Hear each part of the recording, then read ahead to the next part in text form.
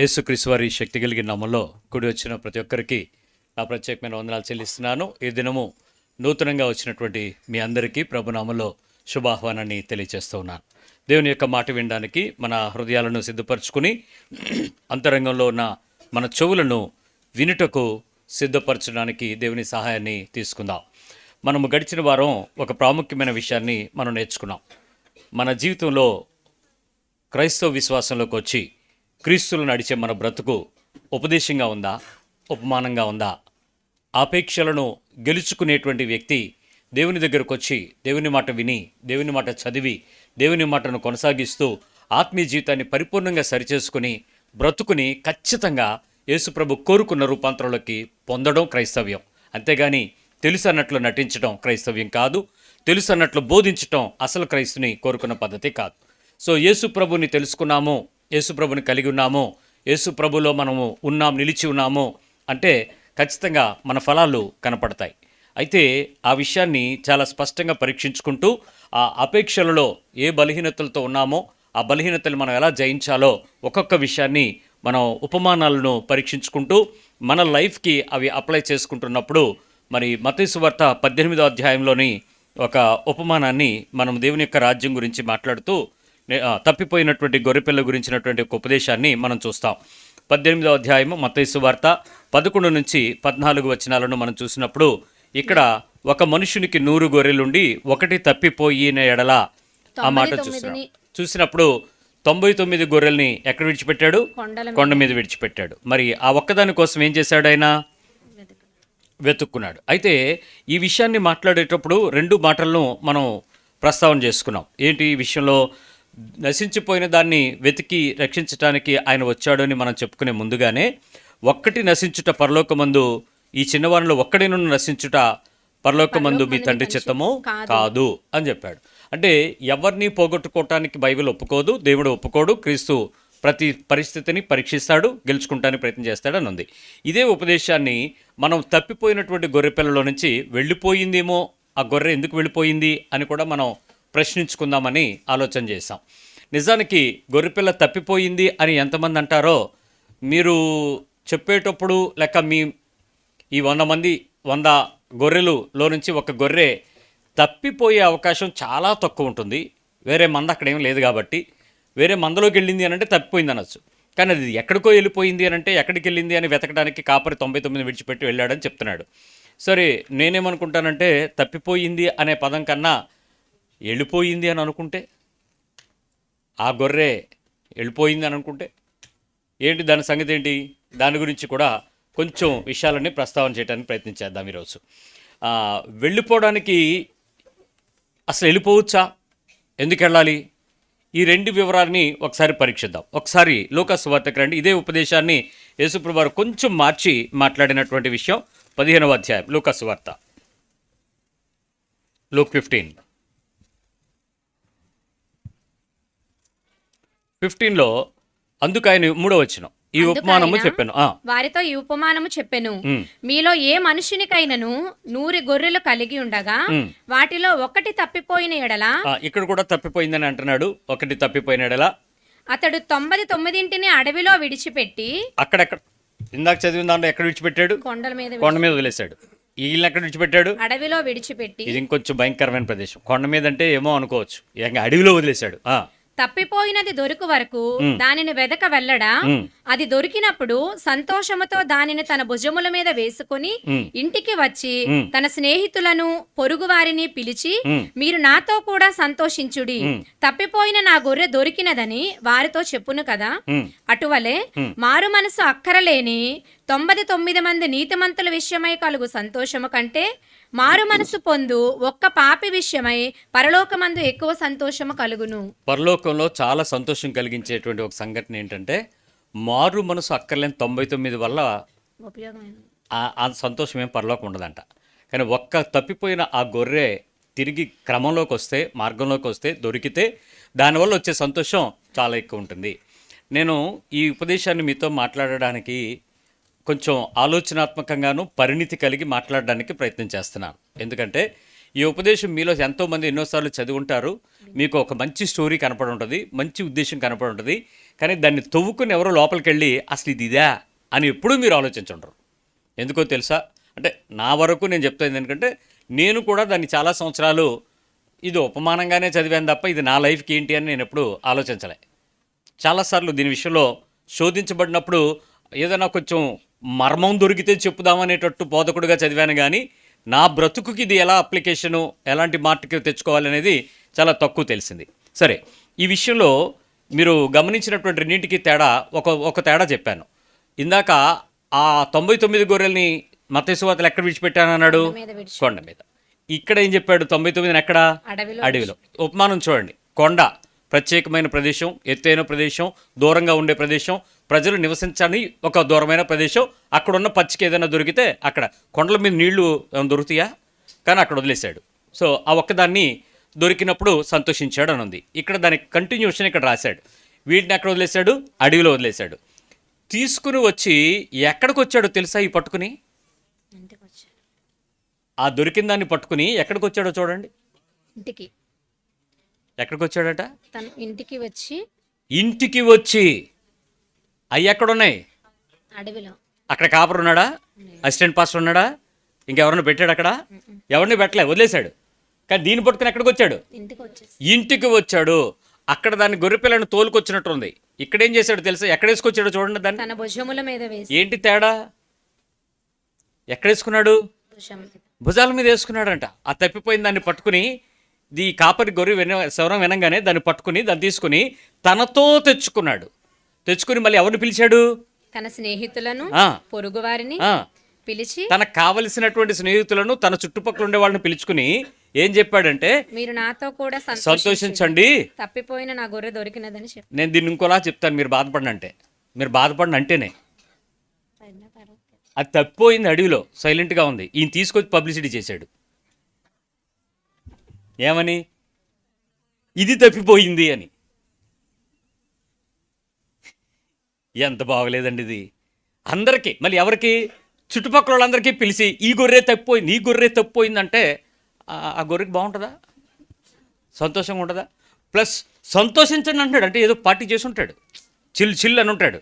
అందరూ వచ్చారు, అందరూ చూశారు, ఇదిగో ఇదే తప్పిపోయింది, రండి చూడండి అంటే అది సేమ్ ఫీల్ అవ్వాల్సిన దగ్గర పరలోకమందు సంతోషం కలుగుద్ది అన్నాడట. ఈ ఉపమానాన్ని కొంచెం ఎలాబరేట్ చేస్తే తప్ప మన బతుకులో ఈ పరిస్థితి ఎలా ఉంటుంది అన్నది అర్థం కాదు. సరే, ఇది నేను ముందు ఒక విషయాన్ని చెప్పి రెండో విషయాన్ని వివరంగా మాట్లాడతాను. మొదటి విషయం అర్థం చేసుకుందాం. తప్పిపోవటం వేరు, వెళ్ళిపోవటం వేరు. మొన్న వారం తప్పిపోవడానికి కారణాలు వెతికాం. ఈరోజు వెళ్ళిపోవలసినటువంటి పరిస్థితి ఏమైనా వచ్చి ఉంటుందేమో ఒకసారి ఆలోచిద్దాం. లెట్ మీ టెల్ యూ, ఒక గొర్రె ఆ మందలో నుంచి వేరుపడి వెళ్ళిపోవడానికి, దూరంగా వెళ్ళిపోవటానికి, వాటిని వదిలేసి వెళ్ళిపోవటానికి, ఆ కాపరి దగ్గర మాటలు వినకుండా వెళ్ళిపోవటానికి ఏదో కారణం ఉండకపోదు. ఖచ్చితంగా ఏదో ఉంది. అది ఏమై ఉంటుంది? ఒకసారి ఊహిద్దాం, ఆలోచిద్దాం. బహుశా ఆ మందలో కుటుంబాధిపత్యం ఎక్కువైపోయి ఉంటుంది. అందుకని అది ఉండలాకి వెళ్ళిపోయింది. అన్నిటికీ వాళ్ళ ఆవిడ, ఆ కాపరి గారి పెద్ద పిల్లడు, అల్లుడు, కూతురు, మనవడు, మనవరాలు, ఇంకెంతసేపు అక్కడంతా కుటుంబం తప్ప ఎవరిని పట్టించుకునే, ఎవరైనా వారి తలాంతుల్ని ప్రదర్శించే, లేక వారి విలువలను ఉపయోగించుకునే, వారి జ్ఞానాన్ని కానీ, ఆత్మను కానీ, తలాంతును కానీ, శక్తిని కానీ, సామర్థ్యాన్ని కానీ, వారికి ఉన్నటువంటి దైవికమైన పద్ధతిలో ఏదైనా విలువైన దాన్ని ఉపయోగించడానికి అక్కడ అవకాశం లేదేమో. అప్పుడేమవుద్ది? ఖచ్చితంగా ఆ గొర్రె మాట్లాడరే, తప్పిపోయే అవకాశం ఎక్కడుంది? అక్కడ వెళ్ళిపోద్ది. ఎందుకంటే ఇంకెందుకండి, అక్కడికి వచ్చి ఉపయోగం ఏముందండి? మేమేం చేయగలమండి? మాకేం పని ఉందండి? ఏం ఉపయోగం లేదు కదా. అక్కడ ఏ పనికైనా అంతా వాళ్ళే కదా, స్టేజ్ మీద లైమ్ లైట్ అంతా వాళ్ళదే కదా, మనమంతా చీకట్లోనే కదా, మనకి ఎందుకులే అని వెళ్ళిపోయి ఉంటుంది. నువ్వు కూడా వెళ్ళిపోవచ్చు. ఏ సహవాసానికైతే దేవుడు నిన్ను పిలిచాడో, ఏ మందలోకైతే నిన్ను చేర్చాడో, ఆ మందలో దేవుడు నీకు ఇచ్చినటువంటి కృపావరాలను, సామర్థ్యాలను, బలములను, తలాంతులను, ఉపయోగించే విలువలను నైతికంగా దేవుని యొక్క పరిచర్యలో గనక నువ్వు వాడబడకపోతే, నిన్ను ఉపయోగించకపోతే, నిరభ్యంతరంగా ఇబ్బంది పడకుండా నీ తలాంతు ఎక్కడ ఉపయోగపడద్దో ఆ ప్రదేశానికి, ఆ మందిరాన్ని విడిచి వెళ్ళిపోవచ్చు. No doubt.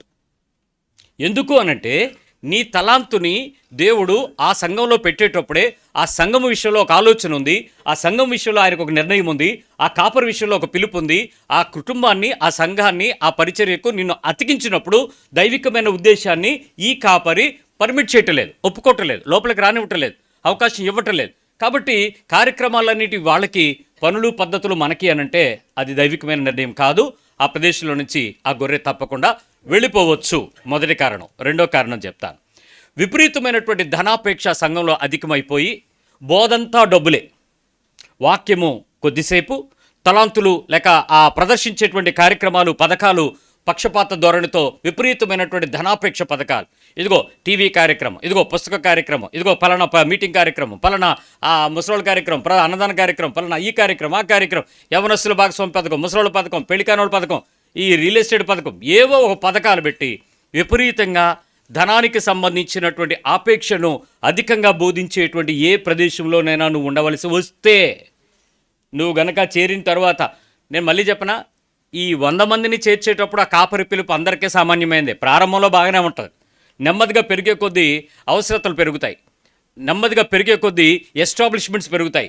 ఇవన్నీ పెరిగే కొద్దీ మనిషికి అవసరతలతో కూడిన కొన్ని పరిస్థితులు ఎదురయ్యి ఇక డబ్బుని దండుకోవడం, అడుక్కోవడం, డిమాండ్ చేయటం, కమాండ్ చేయటం, ఇవ్వకపోతే శపించడం, లేక నీ విషయాలలో ఇచ్చేవారిని ఒకలాగా, ఇవ్వని వారిని ఒకలాగా పక్షపాతం కలిగి చూడటం ప్రారంభమైపోతుంది. ఒకవేళ ఇది ప్రారంభమైనట్లయితే దేవుని యొక్క మాట యొక్క విలువ కన్నా కార్యక్రమాల మధ్యలో ధనము కలిగిన వారికి ఇచ్చేటువంటి విలువ, సోఫా సెట్లు ముందుకు వచ్చేస్తాయి, ప్రత్యేకమైన కుర్చీలు వస్తాయి వాళ్ళకి. ఎవరు అనంటే ఆ గొప్పోళ్ళు వచ్చినప్పుడు ఒక్క నిమిషం పాట ఆపి కూడా వాళ్ళకి వందనాలు చెప్తుంటాడు. ఈయన ఆరాధిస్తుండేవాడు మధ్యలో ఆగిపోయి, దేవుడు వచ్చినట్టు. ఏ దేవుడు? డబ్బు కలిగిన దేవుడు, ధనం కలిగినవాడు. మనుషులకు ప్రాధాన్యత ఇస్తూ వారిని ముందుకు తెప్పించుకుని, వారిని కూర్చోబెట్టుకుని, వారికి వందనాలు చెప్పుకుంటూ, అవసరానికి వారినే పెడుతూ ఈ కార్యక్రమం అంతా కూడా అయ్యగారి దయవల్లైంది. దేవుడు లేడు ఇక్కడ, అయ్యగారే. ఎప్పుడైతే ఈ రకమైనటువంటి ధనాపేక్షలు, పథకాలు, పక్షపాతాలు ప్రవేశించాయో, నీవు ఆ ప్రదేశంలో ఉండడం కంటే ఆ ప్రదేశం నుంచి వెళ్ళిపోవలసి వస్తుంది. నువ్వు వెళ్ళిపోవడం తప్పులేదు. ఎందుకంటే అక్కడ దేవునికి, సిరికి దాసుడుగా ఉండాల్సిన నీ బ్రతుకులో దేవునికి దాసుడుగా ఉండకుండా సిరికి దాసుడు అవుతావు, డబ్బుకు దాసుడు అవుతావు. సో పేమెంట్ నాకు కావాలి, డబ్బులు నాకు అవసరం, డబ్బులు నాకు లేకపోతే ఎలా అవుతుంది, పరిచర్య చేయాలంటే ఎలా అవుతుంది అని విపరీతమైనటువంటి ధోరణితో ధనాపేక్ష కలిగినటువంటి మోసగాళ్ళు నిన్ను ప్రేరేపించడానికి ప్రయత్నం చేస్తూ ఆ మందిరంలో దేవుని యొక్క మాట కన్నా ఆ మనిషిని చెదరగొట్టే పరిస్థితిని తెస్తారు. దీన్ని మనం ఎక్కడ కూడా ఆపలేం. ఈ పరిస్థితులు దాటిపోతాయి, దానిలోంచి నువ్వు బయటికి వెళ్ళిపోయే పరిస్థితులు ఎదురవుతాయి. దాన్ని నువ్వు ఆపక్కర్లేదు, యూ కెన్ గో, వెళ్ళిపోవచ్చు. నెంబర్ 3, విపరీతమైనటువంటి కార్యక్రమాలు సంఘంలో అధికమైపోతాయి. ఏంటి కార్యక్రమాలు అని అంటే, ఏ కార్యక్రమమైనా చాలా ప్రాముఖ్యమైనటువంటి అట్టహాస కార్యక్రమాలు చేస్తూ ఉంటారు. ఈ కార్యక్రమాలతో పాటు చాలా పెద్ద ఆత్మీయ మోసం ఏంటో తెలుసా? భోజనాలు. ఎప్పుడైతే దేవుని యొక్క పనిని భోజనంతో పాడు చేయొద్దనే వాక్యాన్ని పక్కకు పెట్టి, దేవుని పనిలో భాగంగా మనం భోజన కార్యక్రమాలకు దానికి ఒక దొంగ పేరు పెడతాం, ప్రేమ విందు అని. అది పెట్టి భోజన కార్యక్రమాలతో సంఘాన్ని ఆకర్షించాలి, మనుషుల్ని ఉంచాలి. దానికి 3 కారణాలు చెప్తారు. 1, ప్రేమ విందు. 2, దూరం నుంచి వస్తున్నారు, మరి ఎలాగా అనేటువంటి పథకం. 3, ఏదైనా పరిస్థితుల్లో మనం ఇలా చెయ్యకపోతే సంఘంలో మనుషులు ఉండరు, వెళ్ళిపోతారు. కాబట్టి మనం ఏం చేయాలి? అందరినీ ఉంచుకోవాలి అనంటే మేపాలి. ఈ 3 కారణాలు చెప్పి సంఘంలో భోజనాలని ఆకర్షణగా పెట్టుకుంటూ ఉంటారు. దీనికి నెలకొకసారి అంటారు, మొదట్లో వారంకి ఒకసారి పెడతారు. దానివల్ల కొన్ని రోజుల తర్వాత ఇచ్చేవాడు ఎవడు ఉండడు, బిర్యానీ తెచ్చేవాడు ఎవడు ఉండడు. ఆ తర్వాత వారంకి మారిపోయి నెలకు ఒకసారి వెళ్తుంది. ఆ తర్వాత 3 నెలలకు ఒకసారి ఏదో ఒకటి. తిండి మాత్రం మానరు, తిండి విపరీతంగా పెట్టడానికి ప్రయత్నం చేస్తూ ఉంటారు.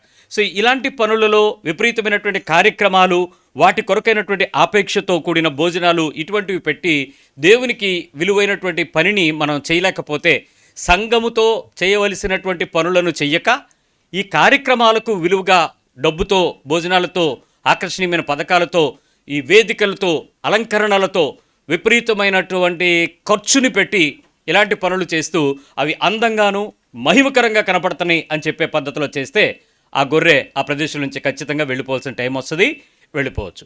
ఇక్కడ నేను 99 వెళ్ళట్లేదు, చూసారా, ఒకటే వెళ్తుంది. అది ఎవరో నేను చెప్పలేను. ఆ గొర్రె ఎందుకు వెళ్ళొద్దో చెప్పనా? ఆ గొర్రెకు కావాల్సింది వాక్యమయ్యున్న యేసు. మిగిలిన 99కి ఏం అక్కర్లేదట, వాళ్ళకేం మార్మన్స్ అక్కర్లేదు. వాళ్ళు యాక్సెప్ట్ చేస్తారు ఈ విషయాలు, వాళ్ళు పర్వాలేదు, ఇలాంటివి ఉండాలి, ఇలాంటివి లేకపోతే ఎలాగా, మా పిల్లలకి ఇలాంటివి ఏం లేకపోవడం వల్లే అలా నా చర్చికి వెళ్ళిన తర్వాత ఏమీ లేకుండా అయిపోయారనే వాళ్ళని కూడా చూశాను నేను. అక్కడ ఏ కార్యక్రమం లేకపోతే బాధపడిపోయే వాళ్ళు కూడా చూశాను. నెంబర్ 4, దేవుని యొక్క బోధ వేరు, బ్రతుకు వేరు. బోధించేటప్పుడు బ్రహ్మాండంగా బోధిస్తారు, బ్రతికేటప్పుడు వాళ్ళ బ్రతుకులు ఏ సాక్ష్యం ఉండదు. Life entirely different, preach entirely different. బోధించేటువంటి బోధకు, చేసేటువంటి బ్రతుకుకు అంత రహస్యంగా బతకాల్సినటువంటి క్రైస్తవ జీవితం బాహటంగా వెళ్ళిపోయినప్పుడు, దేవుని కొరకు మహింకరంగా తగ్గిపోయి బతకాల్సిన బ్రతుకు విపరీతమైనటువంటి ఓపెన్గా బతికే ప్రదర్శనీయమైనటువంటి పద్ధతులకు వచ్చేటప్పుడు, మనుషులు అందుబాటులో ఉండాల్సిన దగ్గర బౌన్సర్లు పెట్టుకునే స్థాయికి వచ్చినప్పుడు ఖచ్చితంగా ఆ గొర్రె ఆ ప్రదేశం నుంచి వెళ్ళిపోవచ్చు. ఎందుకంటే దేవుని వాక్యానికన్నా మనిషికి విలువ ఎక్కువైపోద్ది. మనిషిని రక్షించుకోవడానికి తప్పబడుతున్నాడు, మరి నువ్వే రక్షించుకోలేనోడు సంఘంలోకి వచ్చేవాడు ఏం రక్షిస్తావు? కాబట్టి ఆ 99 గొర్రెల్లో నుంచి, ఆ 100 గొర్రెల్లో నుంచి ఆ ఒక్క గొర్రె ఖచ్చితంగా ఆ ప్రదేశంలో నుంచి వాక్యానుసారమైన బోధకు తగినటువంటి బ్రతుకు లేనప్పుడు వెళ్ళిపోద్ది. నెంబర్ 5, ఓల్డ్ టెస్ట్మెంట్ విపరీతంగా బోధించి క్రొత్త నిబంధనలు బోధించక విపరీతమైన పాటలు ఆరాధనతో సమయాన్ని గడిపేటువంటి ప్రదేశంలో దేవుని మాట దొరకక, విటమిన్లు లేని ఆహారం తినడం వల్ల, రోజు రుచించని రొట్టెను ఆ ఎండిపోయిన ముక్కల్ని తినటం వల్ల దానికి ఆరాధన, మహిమ, పరలోకం, ఇక్కడే దేవుని సన్నిధి, ఇలాంటి అబద్ధాలని ప్రదర్శిస్తూ విపరీతమైన సమయాల్లో పాత నిబంధనలను బోధించుకుంటూ, ధర్మశాస్త్రాన్ని బోధిస్తూ, కఠినమైన విషయాలను బోధిస్తూ, విపరీతమైన విషయాలను హెచ్చరిస్తూ, దైవికమైన విషయాలలో జీవితాన్ని ప్రదర్శించకపోవటం. ఒక చిన్న ఎగ్జాంపుల్ చెప్తాను. ఈ మధ్యకాలంలో మీరు అన్న ఏలూరు నుంచి జ్యోతిరాజ్ అన్న మాట్లాడిన వాక్యం మీరు వినుంటారు. మిరియాము కుష్టెందుకు వచ్చింది మోషేని అనడం వల్ల దైవజనుడిని ఎవడని అంటే దేవుడు ఇలా అంటాడు జాగ్రత్త అని చెప్పంగానే ఆ వీడియోని క్లిప్గా కట్ చేసి పాస్టర్లు తెగదోలుతున్నారు. మరి అంత యూనివర్సిటీ అంతా వాట్సప్పే కదా, వెళ్ళిపోతాం. నాకు 2-3 వచ్చేసినాయి. నేను పంపించాను, ఈ విషయం రాత్రి మాట్లాడతాను వినండి అని. ఏంట్రా బాధ అనంటే, ఇప్పుడు మిర్యాము చేసినటువంటి ఆ కూషు దేశీయురాలైనటువంటి స్త్రీని మోషే పెళ్లి చేసుకోవడాన్ని బట్టి ఆమె సొనిగినట్లుగా ఉంది. దానివలన మోషేని గురించి దేవుడు మిర్యాముని గద్దించి, ఎందుకు ఇలా చేస్తావు, అతడు నాకు సంబంధించినటువంటి వ్యక్తి, అతడి సంతోషంగా అతను చేసిన దాన్ని నేనేం తప్పుగా భావించలేదు, నువ్వు అనవసరంగా భావించదని హెచ్చరించాడు. ఆమెకు కుష్టి వచ్చింది, తగ్గింది. మరి ప్రవక్తినిగా ఆవిడ కంటిన్యూ అయిపోయింది. మరి నూతన నిబంధనలో ఎక్కడైనా ఎవరినైనా యేసు ప్రభు తన సేవకులను అంటే వాళ్ళకి కుష్టిచ్చాడా, తెగిలిచ్చాడా, జబ్బిచ్చాడా, గజ్జిచ్చాడా? ఏమి ఇవ్వలేదుగా.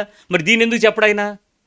అంటే నేను భయపెట్టడానికి ఏదో ఒక సంగతిలో దైవికమైన హెచ్చరికలు, పాత నిబంధనలు ఉంటాయి, అవన్నీ ఎత్తుకొచ్చేసి అవన్నీ సంఘం మీద రుద్దేసి భయపెట్టేయడమా? పౌలుని చాలామంది విపరీతమైన మాట్లాడినారు, యేసు ప్రభువుని పబ్లిక్గా తిట్టారు. ఎవరికి కుష్టి రాలేదే? మరి ఇప్పుడు కుష్టి కాదు కదా, కనీసం కాసేపు ఏమీ తెలియకుండా ఏమైపోయిందో నాకు అని కూడా ఎవడు అనలేదుగా. ఏం జరగలేదు కదా, ఎక్కడ ఒక్క సంఘటన జరగలేదే. మరి అలాంటి విషయాలు ఎందుకు మాట్లాడరు? అంటే నువ్వు బైబిల్ చదవు, మొదట నీ తప్పు. రెండోది దాన్ని అర్థం చేసుకోవు. నీకు అయ్యగారే దేవుడు, అయ్యగారు చెప్పిన మాటే దేవవాక్కు, దేవుని సంగతులు నీ మనసుకి ఎక్కనివ్వవు. సో నీ ప్రాబ్లం నీకుంది. సో అలాంటి బోధనలో పాత నిబంధనను, ఓల్డ్ టెస్ట్మెంట్ని విపరీతంగా మాట్లాడి కృపలో నుంచి, దేవుని యొక్క ధర్మశాస్త్రంలో నుంచి నిన్ను విడిపించినటువంటి దేవుని యొక్క ప్రేమను బోధించకపోవటం వల్ల తప్పులోకి ఆ గొర్రె వెళ్ళిపోవచ్చు, ఖచ్చితంగా బయటకు పోవచ్చు. దానికి మరొక కారణం పాటలో ఆరాధన. ఏది హైదరాబాద్ అన్న మన జైపాల్ గారు అబ్బాయి, ఈ పాటలు, పొగలు, గిటార్లు, ఇగో రాజు ఇక్కడ ఉన్నాడు రా, ఇలాంటి మాటలు, ఇలాంటి పనులు చేసి ప్రజలను తప్పుదోవలో పట్టించేటువంటి ఆరాధన అనే పేరుతో ప్రభువుతో జీవించే జీవితం ఆరాధన. కానీ ప్రభువు కొరకు ఈలలు వేయటం, అరుపులు వెళ్ళటం, కేకలు వేయటం నూతన నిబంధనలో మనం కనపడనివి. ఆత్మతోనూ, సత్యంతోనూ, సంగీతాలతోనూ, వాయిద్యాలతోనూ ఆరాధించమని ఉంది. ఆరాధించే క్రమం ఒకటి ఉంది. మీరు ఎప్పుడైనా వినుంటారు. రాన్ కెనోలీ, దాని తర్వాత డాన్ మోయిన్, వీళ్ళందరూ గాడ్ ఈజ్ లవ్ అనేటువంటి ఒక పాట, ప్రపంచాన్ని నుర్రుతొలగించినటువంటి సైలెంట్ వర్షిప్, చాలా చక్కగా కూర్చుని పాడతాడు ఆయన. సంఘమంతా ఉద్యమంతో, ఆత్మతో నింపబడినటువంటి అనుభవాలు కలిగిన 90s, 20s మధ్యలో జరిగినటువంటి ఆరాధన. ఇప్పుడు ఆరాధనలన్నీ ఏంటి? ర్యాప్, సప్పుడు, డీజే ఉంటేనే ఆరాధన. తప్పు. ఇలాంటివి దేవుని వాక్యమును అందకపోవడం వల్ల నచ్చరవ్వక ఆ గొర్రె సరైన పుష్టిని తెచ్చుకోలేక వెళ్ళిపోవచ్చు. నెంబర్ 6, దేవుని యొక్క వాక్యంలో గద్దింపు, హెచ్చరిక, ఖండన, బుద్ధి చెప్పే పద్ధతి, ఈ 4 నీకు లేకపోతే ఆ గొర్రె తప్పిపోతుంది, వెళ్ళిపోయే అవకాశం ఎప్పుడూ ఉంటుంది. ఎందుకంటే నిన్ను గద్దించేవాడెవడు, నిన్ను హెచ్చరించేవాడెవడు, నీకు బుద్ధి చెప్పేవాడెవడు? నువ్వు చేస్తున్న పనిని ఇది తప్పు అని ఖండించకపోతే నీవు దేవుని యొక్క మాట నీకు అనుకున్నట్లుగా మంచి అనుకుని ఆ తప్పుని నువ్వు కూడా కొనసాగిపోతావు. ఈ హెచ్చరికలు లేని ఏ ప్రదేశంలో, అది ఏ ఆరాధనైనా, అది లూథరన్నా, బ్యాప్టిస్టా, ఆర్సీఎమ్మా, లేక ఫెలోషిపా, ఏదైనా సరే, ఈ 4 లేకపోతే ఆ గొర్రె ఖచ్చితంగా తప్పుదారి పడుతుంది. ఆ ప్రదేశంలో మందలో కలిసిపోయి కొద్ది రోజులు బతుకుద్ది, తర్వాత మందకు వేరైపోయి తప్పిపోయే అవకాశం 100% బయటికి వెళ్ళిపోద్ది. నెంబర్ 7, దేవుని యొక్క వాక్యాన్ని అనుకూలంగా మలుచుకుని నిర్భీతిగా బోధించడం. వాళ్ళకి కావాల్సినట్టు కన్వర్ట్ చేసేసుకుంటారు. మాకు నచ్చినట్టు వాళ్ళు చేసుకుంటాం. మా నాలుకేగా, మా ఇష్టమేగా, మా నోరేగా, మేమేం చెప్పినా మీరు ఎవరైనా మమ్మల్ని ప్రశ్నించరుగా, నా దగ్గరికి రావడానికే మీకు దారి ఉండదు కదా, అవకాశం ఇవ్వం కదా, కాబట్టి మాకు ఇష్టం వచ్చినట్టు మలిచేసుకుని మాకు తగినట్లుగా బోధించుకుని. నేను ఒకసారి దేవుని మందిరంలోనికి వెళ్ళినప్పుడు ఆ సేవకుడు బోధిస్తున్నాడు. ఆమె యేసు కానుకలో పెట్టి ఎదుట కూర్చుండెను అనే వాక్యం ఎత్తుకున్నాడు. అది ఎక్కడ దొరికిందో నాకు తెలియదు. ఆయన కావాల్సినటువంటిది ఏంటి? ఆయన కానుకలు పెట్టి దగ్గర కూర్చున్నాడు. ఇప్పుడు ఈరోజు కానుకలు పెట్టి దగ్గర కూర్చున్న యేసు ప్రభు చూస్తుండగా కానుకలు వేయండి అని చెప్తున్నాడు. నాలంటోడైతే 2 కాసులు పట్టుకెళ్ళి ఆయన చూస్తుండగా 2 వేస్తాడు. ఆ కాంటెస్ట్ అంతా అక్కడే ఉంటుంది. ఆమె 2 కాసులు వేసిన అని ఉంది. అప్పుడు అందరూ 2 వేస్తే ఏమైపోతారా పాస్టర్? 2 రూపాయి బిళ్ళ టకీ అనేసి పాస్టర్ గారు దేశప్రభు చూస్తున్నాడు అన్నారు అనుకో. అంటే మీరు అనలేరని ధైర్యం. అంటే మాకు కావాల్సినట్టు మలుచుకున్నాం కాబట్టి మీ మైండ్లో ముందుగానే మేము పెట్టేసి మీ నుంచి ఏదో ఒకటి దోచుకుంటున్నాం. కాపరిగా కాచుకోవాల్సిన మనిషి దోచుకునేవాడిగా మారిపోతే ఆ గొర్రె అక్కడ ఎందుకు ఉంటుంది ఆ మందలో?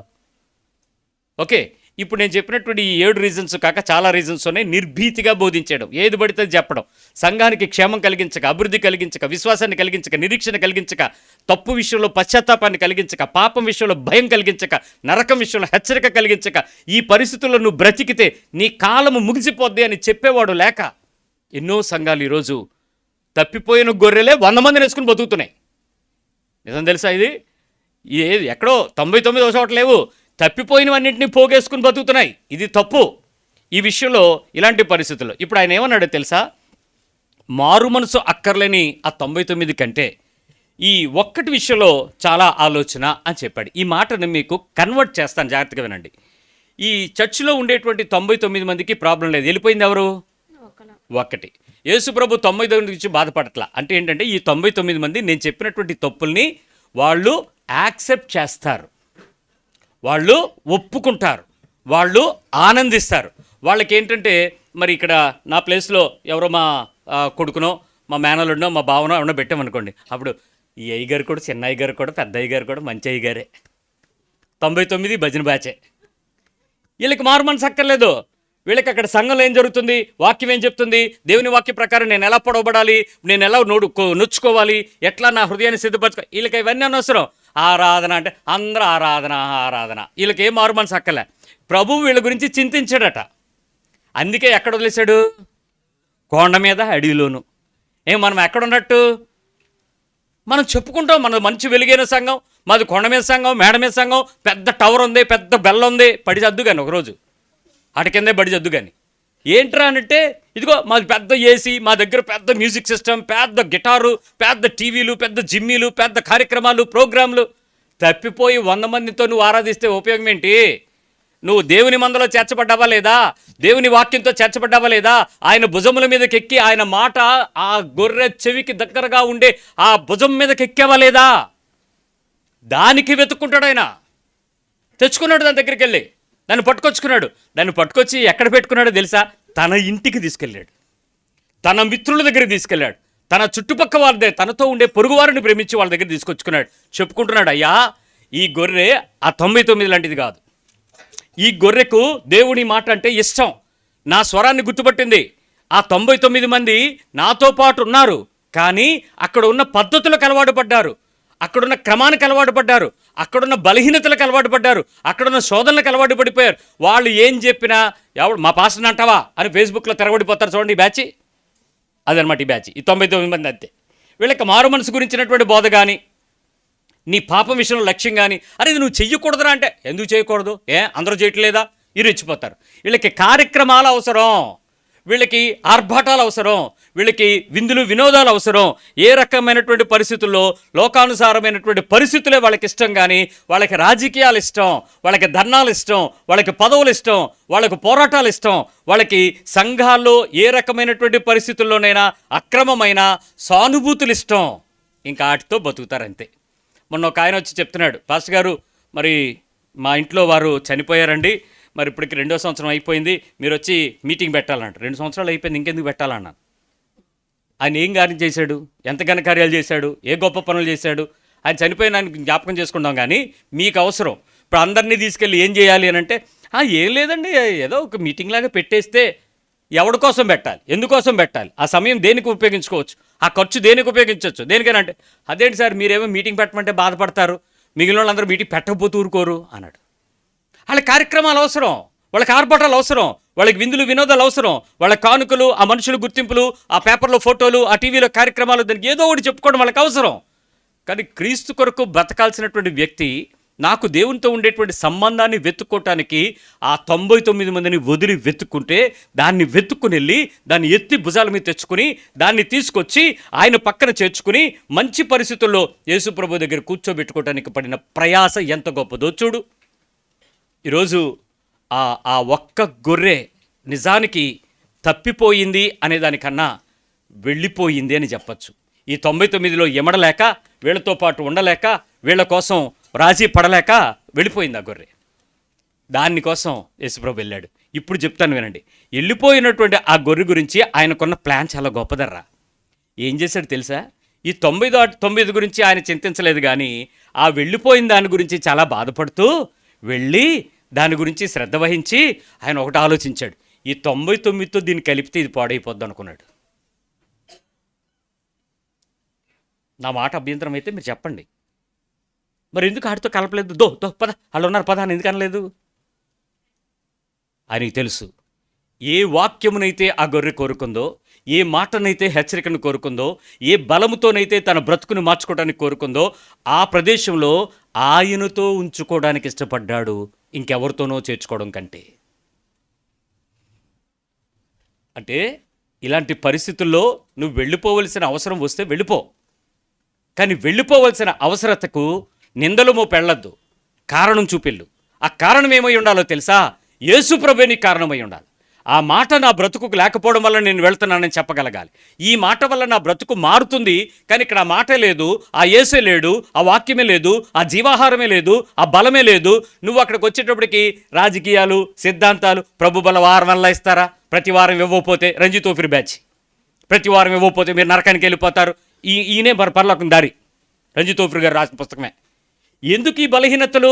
వీళ్ళు క్రీస్తు కొరకు బ్రతికే జీవితం కన్నా ఎవరో ఏదో చెప్తే ఆ సిద్ధాంతాలను పట్టుకుని దానివైపు కొంతమందిని ఈడ్చుకుపోవడం, తప్పించేయటమే, బలహీనతలకు వెళ్ళిపోవటమే. నీకు సిద్ధాంతం ముఖ్యమా, క్రీస్తు ముఖ్యమా? గుర్తుపెట్టుకో, నీకేది ముఖ్యమో. సో యేసుప్రభుకు తెలుసు, అలాంటి వాటిలో చేర్చకుండా, అలాంటి మందల్లో పెట్టకుండా ఈ ఒక్క గొర్రెని తీసుకెళ్ళి ఆయన పక్కనే పెట్టుకుని, ఆయనతోనే పెట్టుకుని, ప్రజలందరికీ చూపించి సిగ్గుపరచబడకుండా సంతోషంగా చెప్పుకున్నాడంట, ఇదిగో నేను తప్పిపోయింది, నా దగ్గరికి వచ్చింది, నా మాట విన్నది. ఏమండి, ఒకవేళ తప్పిపోయింది అనుకుందాం, వెళ్ళిపోయింది అనుకుందాం, కాపరి వెళ్ళాడే అనుకుందాం, ఆయన స్వరం గుర్తుపడుతుంది కాబట్టి పిలిచాడు అనుకుందాం, అరిచాడు అనుకుందాం, వెతికాడు అనుకుందాం, కనిపెట్టాడు అనుకుందాం. అదే తుప్పల్లో దాక్కుని వచ్చాడు, కాసేపు అరిసిపోతాడులేని అక్కడ గొర్రె రాకపోతే ఏమవుద్ది? కాసేపు వస్తాడు, 2 రోజులు వస్తాడు, అదే పోతాడులేపో అని వదిలేస్తే ఏమవుద్ది? ఆ గొర్రె ఆ స్వరాన్ని గుర్తుపడితే వస్తుంది, లేకపోతే రాదు. ఇలాగే ఎవరో నా దగ్గరికి పాపం రెగ్యులర్గా వచ్చేవాడు కుర్రాడు, చాలా దూరం నుంచి వచ్చేవాడు, తన చేతులతో కష్టపడి పనిచేసుకుంటూ మందిరానికి వచ్చి దేవుని మాట వింటూ ఉండేవాడు. ఆ మనిషి దగ్గరికి ఎవరో కొంతమంది వెళ్ళి, మీరు అక్కడికి ఎందుకు వెళ్తున్నారు, ఎక్కడికి వెళ్ళండి, అక్కడికి రండి, ఇక్కడికి రండి అని మొత్తానికి బుర్రని చెదరగొట్టారు. ఆ మనిషి రావడం మానేశాడు. 1 వారం చూశాను, 2 వారాలు చూశాను, 3 వారాలు చూశాను. తర్వాత సంఘంలో ఒక యవనస్తుని పిలిచి, అరే నాన్న నువ్వు అటు వెళ్ళేటప్పుడు తమ్ముడిని పలకరించు, మాట్లాడు అని చెప్పాను. ఎందుకంటే చాలా నమ్మకంగా ఉంటాడు, యథార్థంగా ఉంటాడు, సిన్సియర్గా ఉంటాడు, ఓపికగా ఉంటాడు, భారంగా పనిచేస్తాడు, ప్రతి పని విషయంలో లక్ష్యం కలిగి ఉంటాడు, నిరుత్సాహపడని వ్యక్తి. అలాంటి వ్యక్తిని పోగొట్టుకోవడానికి ఎవరు ఇష్టపడతారు? దేవునిలో ఇష్టం కలిగినటువంటి వ్యక్తి. పనుల గురించి కాదు, ప్రభు గురించి అంత ఆసక్తి, దూరం నుంచి కూడా ప్రయాసపడి వచ్చాడు. సో వెళ్ళాడు. వెళ్ళి మా బాబు చర్చి నుంచి ఒక అబ్బాయి వెళ్ళి తనతో కూర్చుని ఒక అరగంట సేపు మాట్లాడి ఏమిటి నువ్వు రాలేకపోతున్నందుకు కారణం ఏంటి అని విచారిస్తే ఆ తమ్ముడు చెప్పినటువంటి కారణం ఏంటంటే ఏమీ లేదు, ఊరికే రావట్లేదు అన్నాడు. వచ్చాడు. మళ్ళీ ఇంకొక బ్రదర్ వెళ్ళాడు, ఆయన కూడా మాట్లాడాడు. ఇద్దరు వెళ్ళారు, మాట్లాడాడు. ఇక లాభం లేదని చెప్పి నేను వెళ్ళాను. ఒక 2 నెలలు, అప్పటికే 3 నెలలు అయిపోయింది. 3 నెలల తర్వాత మళ్ళీ నేను వెళ్ళవలసి వచ్చిన కాదు, వెళ్ళాను. కావాలని పనిగట్టుకుని ఆ దూరం వెళ్ళి ఆ బాబు దగ్గర కూర్చుంటే అన్న డ్రింక్ తాగుతారన్నాడు. ఏమొద్దు, నేను వచ్చిన కారణం ఏంటంటే నీ కోసమే వచ్చాను, ఏమైంది, ఎందుకు రాలేదు, కారణం ఏంటో చెప్పు, నేను తెలుసుకోవాలనుకుంటున్నాను. ఒకవేళ నన్ను సరిచేయాల్సి వస్తే నువ్వు సరిచేయి, నా బోధ కానీ నా బ్రతుకు కానీ నీకు ఇబ్బందికరంగా అనిపిస్తే యూ కెన్ కరెక్ట్ మీ అన్నాడు. అబ్బే అలాంటిది ఏం లేదంట. మరి ఎందుకు రావట్లేదు? ఏమీ కారణం లేదు అన్నాడు. ఏమీ కారణం లేదు, నేను మాత్రం రాలేను. పోనీ ఎక్కడికైనా వెళ్తున్నావా అంటే ప్రస్తుతానికి ఎక్కడికి వెళ్ళట్లేదు, తర్వాత వెళ్తాను, కొద్ది రోజులు గ్యాప్ తీసుకుని వెళ్తాను. అప్పటికే 3 నెలలు. ఎలా వెళ్తావు? తప్పిపోతావేమో, నాశనం అయిపోతావేమో, తోడేళ్ళు ఉంటాయి జాగ్రత్త అని కొన్ని హెచ్చరికలు చేశాను. తర్వాత తను రాలేదు. ఆపేస్తే విషయాన్ని పక్కకు పెడితే తను ఇప్పుడు ఎక్కడున్నాడో తెలియదు, ఎలా ఉన్నాడో తెలియదు. అక్కడ ఉన్నాడని తెలుసు. ఎక్కడో మందిరానికి ఎక్కడో చోట వెళ్లకుండా ఉంటారు కదా ప్రభులో ఉంటే. అయితే తప్పిపోతారు, లేకపోతే ఎక్కడో చోటకి వెళ్తాడు. అయిపోయింది. నేను ఆలోచిస్తూ అడిగాను. నేను వెళ్ళాను, కాపరి వెళ్ళాడు, పిలిచాడు, అరిచాడు, కూర్చున్నాడు, మాట్లాడాడు. ఇంచుమించు 3 గంటలు అక్కడ గడిపాము. మళ్ళీ ఆ గొర్రె వెనక్కి రాలేదు. ఇప్పుడు ఆ గొర్రె విషయంలో కాపరికి ఏమైనా బాధ్యత ఉందా? ఇప్పుడు చెప్పండి. ఆ గొర్రె వెనక్కి వచ్చింది అని అంటే, ఆ స్వరాన్ని గుర్తుపట్టింది అని అంటే, ఆ గొర్రెకి కావాల్సింది ఏదో దొరికింది. ఇప్పుడు నేను వెళ్ళినప్పుడు నేను చెప్తున్నటువంటి ఆ విశ్వాసకి కావాల్సింది నా దగ్గర నుంచి దొరకలేదు. కాబట్టి వెళ్ళిపోయాను. నేనేం బాధ్యుడిని కాదు. అఫ్కోర్స్ నేను నచ్చాలని ఏం లేదు, అందరికీ బోధ నచ్చాలని ఇష్టపడాలని ఏం లేదు. కానీ ఎవరో ఒక చోటకి అతను వెళ్ళడం అనేది దేవుని యొక్క కోరిక. అంటే నేను చెప్పొచ్చేది ఏంటంటే, ఆ 99 మారు మనసు అక్కర్లేని వాటి గురించి వాళ్ళు దేవుడికి తెలుసు, ప్రార్థన తెలుసు, పాటలు తెలుసు, ఆరాధన తెలుసు, పాస్టర్ గారు తెలుసు, సంఘం తెలుసు, సంఘాలు తెలుసు, మందిరాలు తెలుసు, సేవకులు తెలుసు, మీటింగులు తెలుసు, ఏది గుంటూరు గుడారాల పండుగలు తెలుసు, స్వస్థత నీడలు తెలుసు, ఏం పళ్ళు, బత్తాయి పళ్ళు, అరటిపళ్ళు తెలుసు, ఏవో అంజూరు పళ్ళు తెలుసు. వీళ్ళందరికీ తెలుసు. వీళ్ళకి చాలామంది దేశం మీద బోల్డ్ మంది సేవకులు తెలుసు. యేసు ప్రభువే తెలియదు వీళ్ళకి. వీళ్ళ దరిద్రం వాళ్ళకి అర్థం కాదు. అది తప్పిపోయిందే తప్ప వెళ్ళిపోయింది కాదు. వీళ్ళకి దేశమంతా తెలుసు, వాక్యమైన యేసు ప్రభు తెలియదు. అలాంటి వారిని యేసు ప్రభు దగ్గరికి తీసుకురావడం ఎవరికైనా కష్టమే, యేసు ప్రభుకైనా కష్టమే. అయిపోయింది. నిన్న సడన్గా ఆ సహోదరుడు కలిశాడు. ఆఫ్టర్ 6 years, 6 ఏళ్ల తర్వాత నువ్వు ఎలాగైనా ఒకసారి మా ఇంటికి రండి అన్నాడు. మేము ఆ ఊరు వెళ్ళాం. వెళ్తే సరే పద అని చెప్పి ఇంటికి వెళ్ళాను. కూర్చున్నాం, మాట్లాడాం, ప్రార్థన చేసాం, వచ్చాం. అతను చెప్తున్నాడు ఇలాగా అని. సరే మంచిది, వదిలే. నువ్వు ఎక్కడో చోటుకి వెళ్తున్నావు కదా, దేవుని దగ్గర ఉన్నావు కదా అంటే, ఉన్నాం కానీ ఇక్కడ వాక్యం ఏమి అందట్లేదు అన్నాడు. ఇప్పుడు తప్పు ఎవరిది? నాది నీకు నచ్చపోవచ్చు, నువ్వు నా దగ్గరికి రావాలని రూల్ ఏం లేదు. కానీ వాక్యం చెప్పే దేవుడు ఉన్నాడు. ఎక్కడో దొరుకుతాడు నీకు. నీ గొర్రెకు నీకు కావాల్సిన అవసరం తీర్చేటువంటి దేవుడు ఉంటాడు. ఆ ప్రదేశంలోకి పంపిస్తాడు. అక్కడికి నువ్వు వెళ్ళడానికి అందుబాటులోకి రావాలి. యేసుప్రభు స్వరం వినాలి. వినకపోతే, స్పందించకపోతే నువ్వే నష్టపోతావు. సో ఈ విషయాన్ని మనం కొంచెం అర్థం చేసుకుందాం. ఇప్పుడు నువ్వు మందిరంలో నుంచి వెళ్ళిపోయే అవకాశం, వెళ్ళాల్సిన పరిస్థితి ఎలా ఉంటుందో నీకు తెలుసు. ఒకసారి మందిరం గురించి, లేక మంద గురించి, లేక సంఘం గురించి దేవుని యొక్క వాక్యంలో అభిప్రాయం ఏంటో ఒకసారి చూద్దాం. సరేనా? నేను మీకు ముందు చెప్పినటువంటి అవకాశం ఏంటంటే, నీకేమన్నా ప్రాబ్లం వస్తే, వాక్యం సరిగా అందకపోతే చర్చిలో నుంచి హ్యాపీగా వెళ్ళిపో, యేసుప్రభు నేను పట్టుకుంటాడు, నేను వాక్యం ఉన్న దగ్గర చేరుస్తాడు అని చెప్పాను. అది నువ్వు ఆయన స్వరానికి వింటే, ఆయన మాటకు వింటే. స్పందించకపోతే ఆ గొర్రె అక్కడే ఉంటుంది తొప్పలో. నువ్వు బాగా వెలుగులో ఉన్నాను అనుకుంటావు, చీకట్లోనే ఉంటావు, వెలుగును గ్రహించకుండా ఉండిపోతావు. సో సంఘం గురించి దేవుని యొక్క ఏర్పాటు ఏంటో ఒకసారి చూద్దాం. ఒకసారి రండి. కీర్తన 119, 178 వచనం, 119, 119 కీర్తనలో 178 వచనంలో యేసుక్రీస్తు తన మాట గురించి చెప్పినటువంటి వచనం ఒకసారి చదువుదాం. 176 లాస్ట్ వచనం. 6 ఉన్నాయా? తప్పిపోయిన గొర్రె వలె నేను త్రోవ విడిచి తిరిగి 176. తప్పిపోయిన గొర్రె వలె నేను త్రోవ విడిచి తిరిగి తిని నీ సేవకుని వెతికి పట్టుకొనుము. ఎందుకనగా నేను నీ ఆజ్ఞలను మరిచివాడను కాను. నువ్వు ఎప్పుడైతే దేవుని ఆజ్ఞలను మరిచిపోకుండా ఉంటావో, నిన్ను వెతికి పట్టుకోవటానికి దేవుడు వస్తాడు. దారి తప్పి తిరిగే అవకాశం ఉందా లేదా? అందరం తప్పుతాం, ఎక్కడో చోట తప్పుతాం.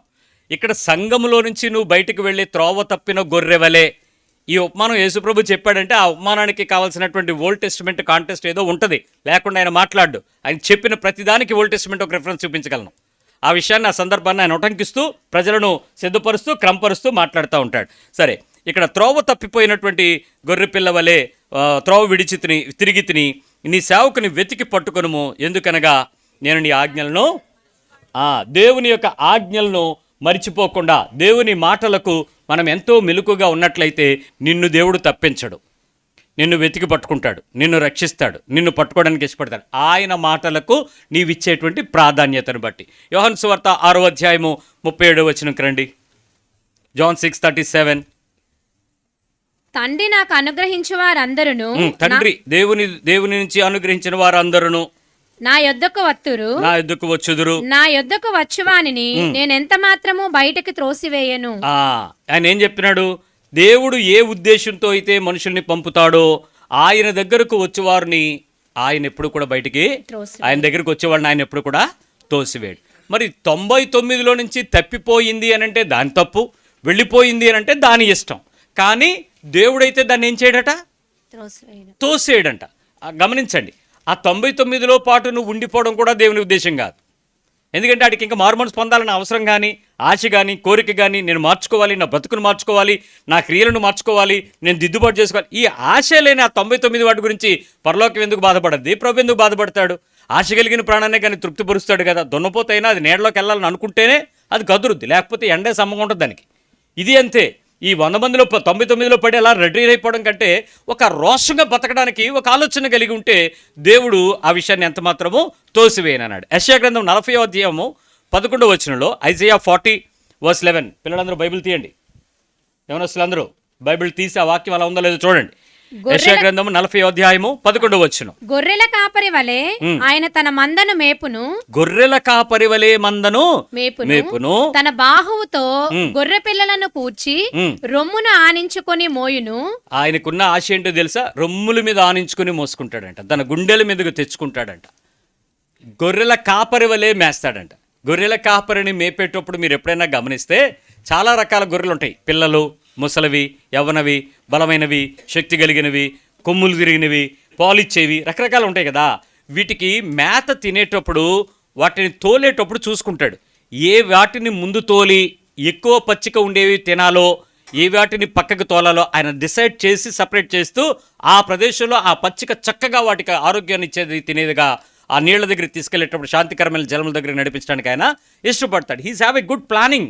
అతని మనుషులందరినీ ఎలా నర్చర్ చేయాలో, ఎలా చేయాలో ఆలోచన కలిగి ఉంటాడు, రొమ్మునెత్తుకుంటాడు. నిజానికి చాలామంది, నేను సేవకులతో మాట్లాడేటప్పుడు ఈ వారం మీరు ఏం బోధించబోతున్నారు, నెక్స్ట్ వీక్ మీ చర్చ్కి మీరు ఇచ్చేటువంటి మెసేజ్ ఏంటంటే, ఏముందండి ఆ టైంకి ఏదో ఒకటి చెప్తానండి. ఏదో ఒకటి చెప్తావా?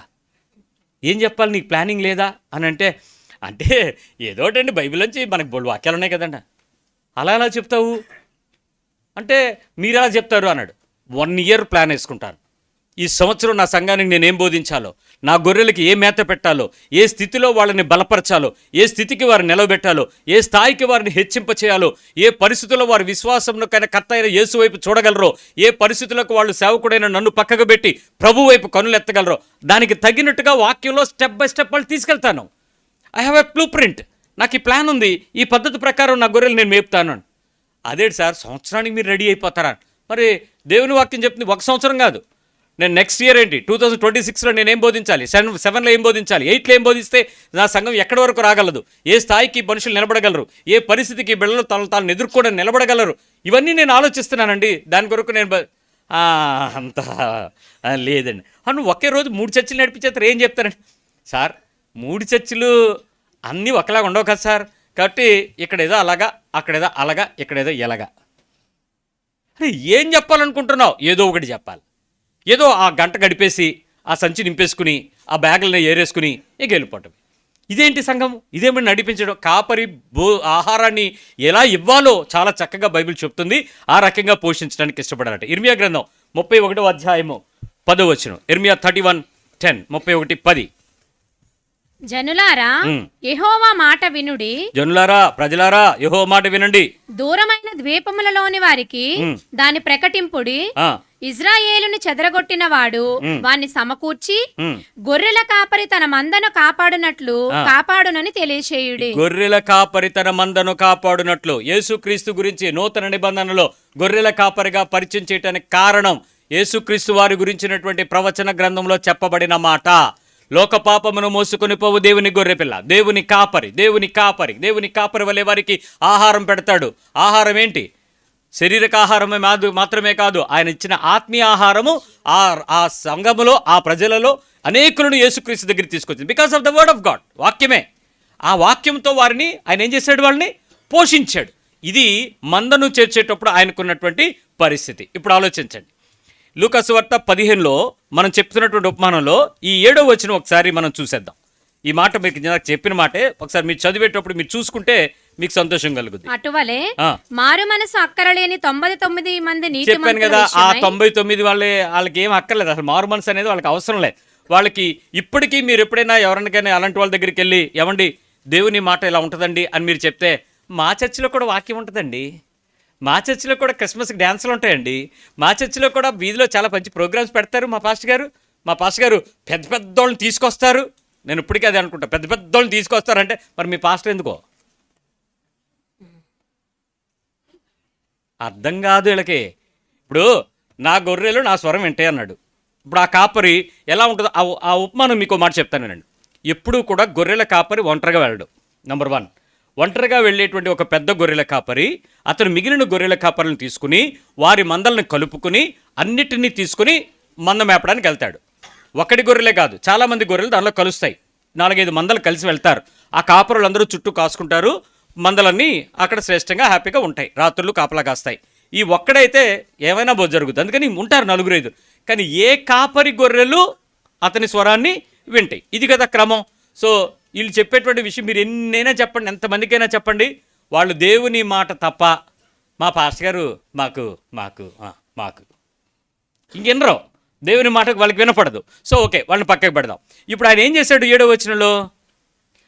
99 మంది నీతిమంతుల విషయమై కలుగు సంతోషము కంటే మారు మనసు పొందు ఒక్క పాపి విషయమై పరలోకమందు ఎక్కువ సంతోషము కలుగును. అమ్మా ఇది 7వ వచనం రా, 15:7. అటువలే మారు మనసు తీసుకొచ్చి ఏం చెప్పాడు? ఇంటికి తీసుకొని వచ్చి తన స్నేహితులను మారు మనసు అక్కరలేని పొందు ఒక్క పాపి విషయమై పరలోకమందు ఎక్కువ సంతోషము కలుగును. ఇప్పుడు ఒక్క నీతిమంతుల విషయమై కలుగు సంతోషం కంటే 99 మంది ఎవరు? మారు మనసు అక్కర్లేని నీతిమంతులు. అక్కర్లేని నీతిమంతులు వాళ్ళు. చాలా బాగుంది అబ్రివేషన్. వాళ్ళకి ఏం అక్కర్లేదు? అక్కర్లేదు. కానీ ఎవరాళ్ళు? నీతిమంతులు. అంటే ఎలా అంటారు? వాళ్ళు నీతిమంతులు. వాళ్ళకి క్రిస్మస్ పాటలన్నీ వచ్చు, వాళ్ళ ఆరాధన బాగా చేయగలరు. కొత్త బట్టలు కట్టుకుంటే ఇంకా వాళ్ళు మన క్రైస్తవులో బయట వాళ్ళు తెలియదు, పెళ్ళిళ్ళకి వెళ్తే అలా ఉంటారు వాళ్ళు. వాళ్ళు నీతిమంతులు. వాళ్ళ నోట్లో వాక్యాలు చెప్పేస్తుంటారు, రెఫరెన్స్లు తెలిసిపోతాయి, అన్నీ తెలుసు, నీతిమంతులే. కానీ వాళ్ళకి ఏం అక్కర్లేదంట? మనస్సు మారి రూపాంతరం ఒకట వలన వారు నూతన పరచబడే అనుభవానికి వారికి ఇష్టం ఉండదు. దేవుని మాటకు వాళ్ళు ఎంత మాత్రం సిద్ధపడరు, వాళ్ళు ఒప్పుకోరు, అక్కర్లేదు. కానీ ఒక్క పాపి మారు మనసు పొందితే ప్రభు దగ్గర ఉంటాడు, పరలోకం సంతోషిస్తుంది, భూమి కాదు, పరలోకంలో ఆనందిస్తారంట. చూడండి, సంఘంలోనికి చేర్చబడినటువంటి ఆ 99లో నుంచి ఒకటి వెళ్ళొచ్చా అని అడిగితే, సంఘంలో నుంచి వెళ్ళొచ్చు అని చెప్పేదానికి నీకు సంఘం గురించినటువంటి ఒక అభిప్రాయం నీకు తెలిస్తే, సంఘము క్షేమం కలిగించేటువంటి వాక్యాధారమా కాదా అన్నది నీ హృదయానికి అర్థం అవ్వాలి. చర్చ్ అనే దానికి దేవుని యొక్క ప్రాముఖ్యత ఏంటో తెలుసా?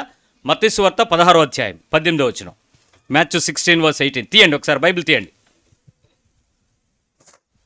Matthew 16:18, 16-18. మరియు నీవు పేతురువి అంటే రాయివి, ఈ బండ మీద నా సంఘమును కట్టుదును, ఈ బండ మీద నా సంఘాన్ని కడతాను, పాతాళ లోక ద్వారములు దాని ఎదుట నిలువనేరవని నేను నీతో చెప్పుచున్నాను. ఏంటి గొప్పతనం?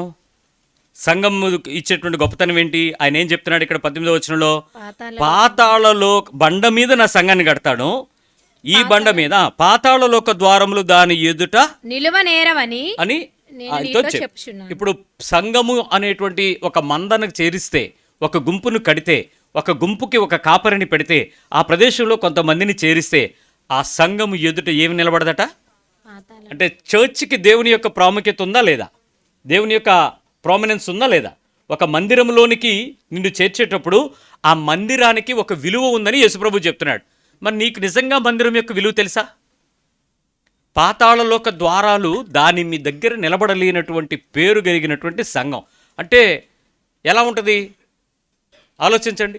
ఆ సమాజంగా కూడుకొనుట, సహవాసంగా కూడుకొనుట, అందరూ కలుసుకొనుట, ఏకత్వం కలిగి, ఏక నిర్ణయం కలిగి, ఒకే మనస్సుతో ఒక శరీరంగా ఏర్పడి, ఒకరి సుఖ కష్ట దుఃఖాల యందు ఏక మనస్సు కలిగి, వారి పరిస్థితులలో పరిచర్యలలో సహా అనుభవాన్ని కలిగిన ఆ క్రీస్తు యొక్క ఆ పరిచర్య ముందు పాతాళం నిలబడదంట. అది ఆ సంఘం యొక్క గొప్పతనం. అంటే నేను ఒక సంఘంలోనికి చేర్చాడు అని అంటే సంఘం గురించి దేవునికి ఆలోచన ఉందా లేదా? ఆ సంఘంలో నిన్ను పెట్టడంలో దేవుని ఉద్దేశం ఉందా లేదా? నువ్వు తప్పిపోవటంలో నీ ఇష్టం, వెళ్ళిపోవటంలో నీ ఇష్టం ఉంది, కానీ సంఘంలో పెట్టడంలో దేవుని యొక్క ఉద్దేశం ఉంది. 2:18-17 Matthew 18:17.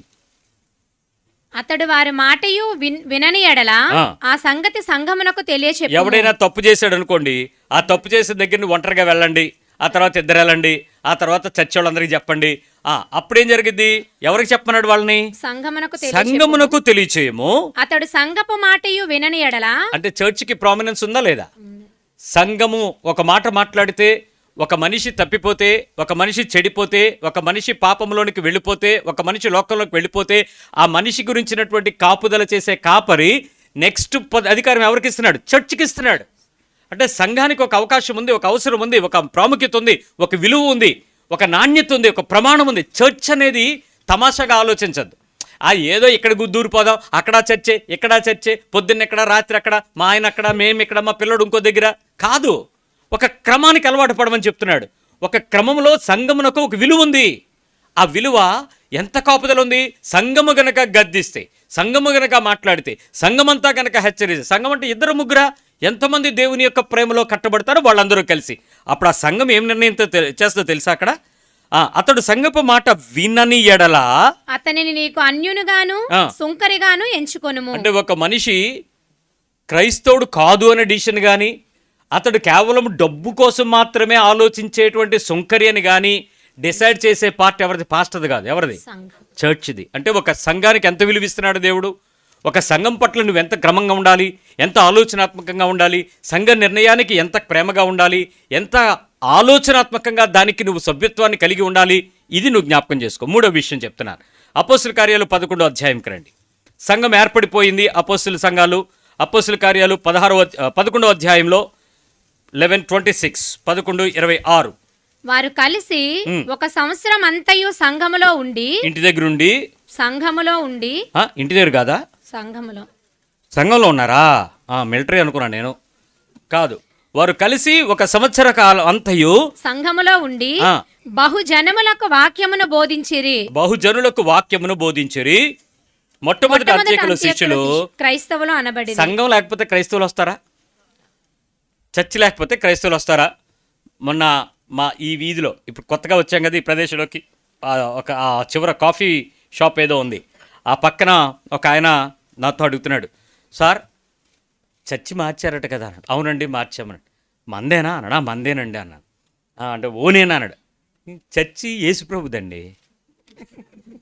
నాది ఎలాగో ఉంది, నా ఓన్ ఎలాగో ఉంది.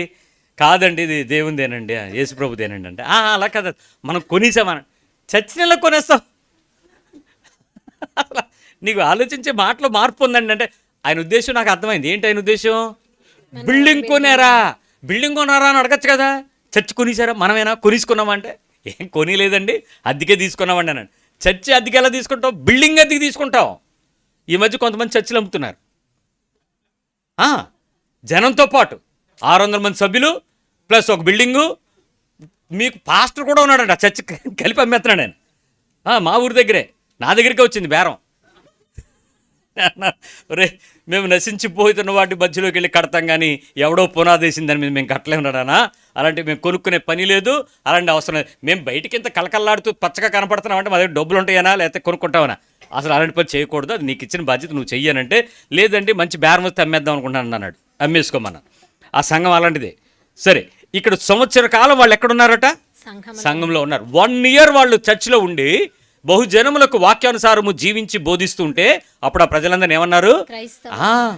చర్చికి వెళ్ళే వాళ్ళందరూ క్రైస్తవులు కాదు. అర్థమైందా? చర్చిలో దూరిపోయిన వాళ్ళందరూ క్రైస్తవులు కాదు.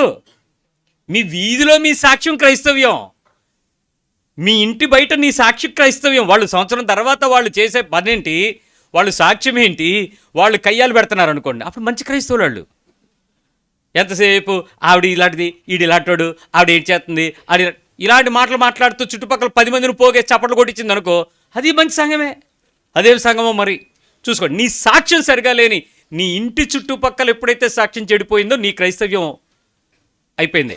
తర్వాత కిందకి రండి, 16వ అధ్యాయము 5వ వచనం, 16:5. గనుక అపొస్తలుల కార్యాలయం 16:5. గనుక సంఘముల విశ్వాసమందు స్థిరపడి, సంఘములు విశ్వాసమందు స్థిరపడి అనుదినము లెక్కకు విస్తరించుచుండెను. అంటే యేసుక్రీస్తు వారి యొక్క ప్రేమను బట్టి సంఘము దేనిలో స్థిరపరచబడాలి? విశ్వాసమందు. దాని తర్వాత ఏమవుతుంది? సంఘం ఏమవుద్ది? ఎక్స్పాండ్ అవుతుంది, విస్తరిస్తుంది. అంటే దేవునికి ఒక ఆలోచన లేకపోతే సంఘాన్ని ఎందుకు విస్తరింపజేస్తాడు?